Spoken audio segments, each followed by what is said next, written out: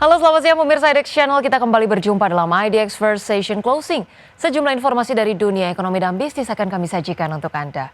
Bersama saya Rosalyn Chu, inilah IDX First Session Closing selengkapnya untuk Anda.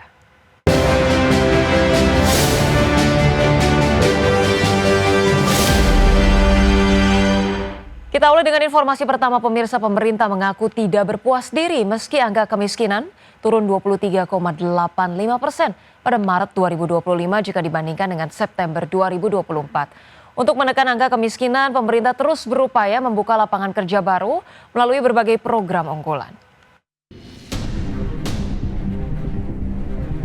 Pemerintah mengaku tidak berpuas diri meski angka kemiskinan turun 23,85% atau sekitar 200.000 orang pada Maret 2025 jika dibandingkan September 2024. Pemerintah menargetkan angka kemiskinan terus berkurang mencapai 0%.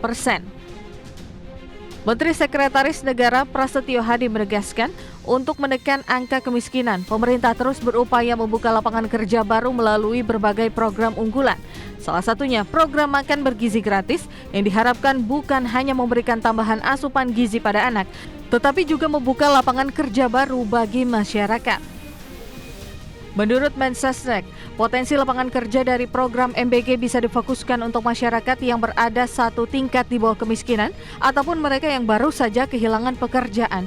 Selain itu, program Koperasi Desa Merah Putih berpotensi membuka lapangan kerja dari desa semakin terbuka lebar. Kalau saudara-saudara mengikuti, ini program yang dicanangkan oleh pemerintah ini semua kan terintegrasi ya.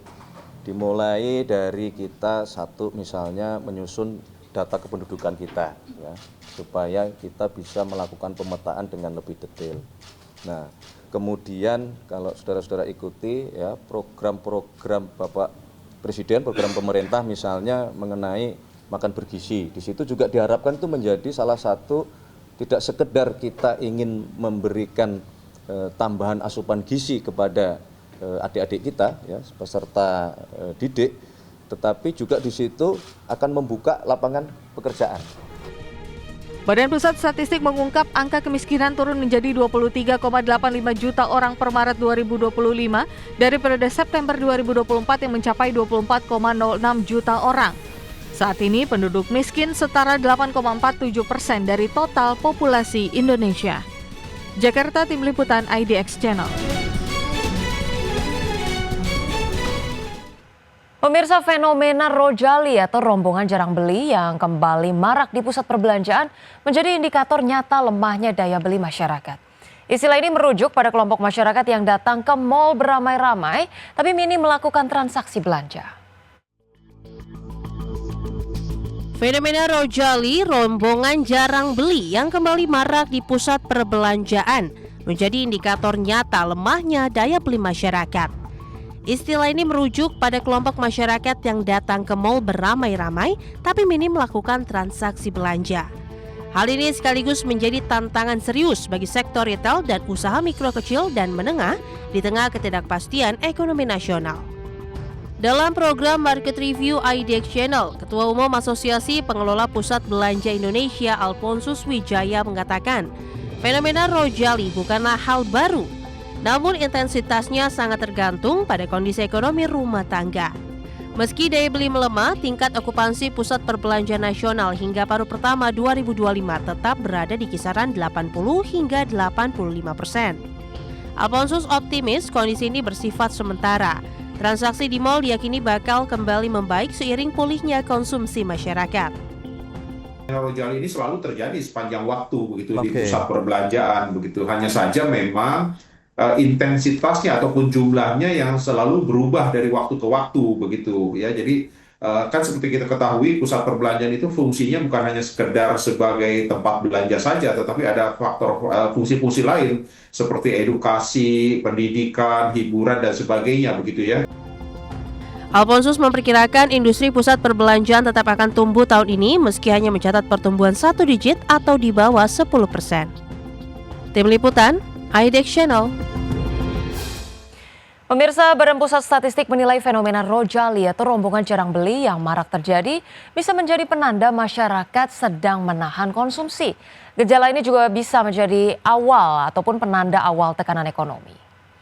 Deputi Bidang Statistik Sosial BPS Ateng Hartono mengatakan fenomena Rojali dapat menjadi pertimbangan penting bagi pemerintah untuk tak hanya fokus menurunkan angka kemiskinan, tapi juga menjaga ketahanan konsumsi rumah tangga.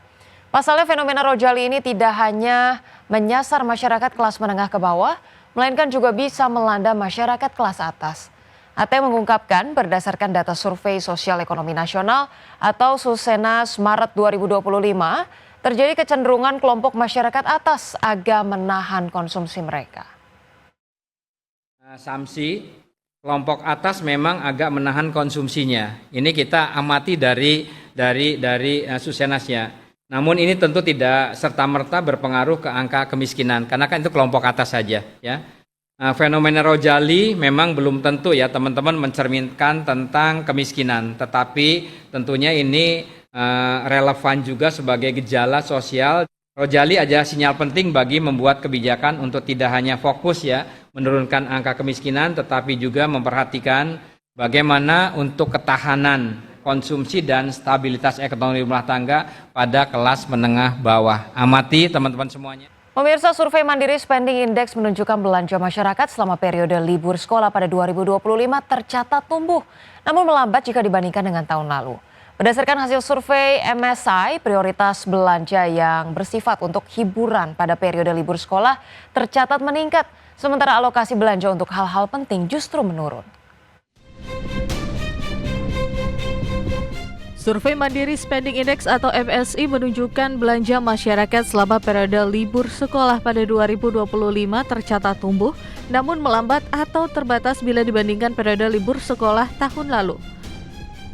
Dikutip dari media sosialnya, MSI mencatat indeks nilai belanja dari pralibur hingga libur sekolah di minggu kedua mencapai 119,6 atau naik 8,9%.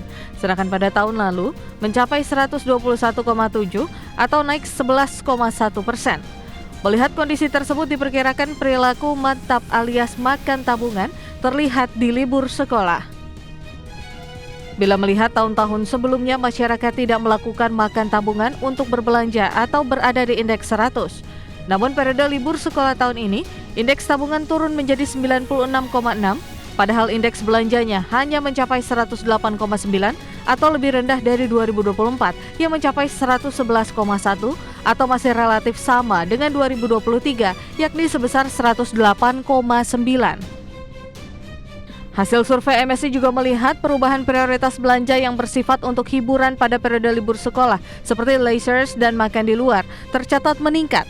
Belanja leisures mencapai 21% naik dari tahun lalu yang sebesar 19% dan makan di luar meningkat menjadi 15% dari tahun lalu sebesar 11%. Sedangkan alokasi belanja untuk hal-hal penting justru turun dari 21% tahun lalu menjadi 16% pada tahun ini. Alokasi belanja untuk barang tahan lama juga tercatat turun menjadi 20% dari tahun lalu sebesar 24%. Jakarta, Tim Liputan IDX Channel.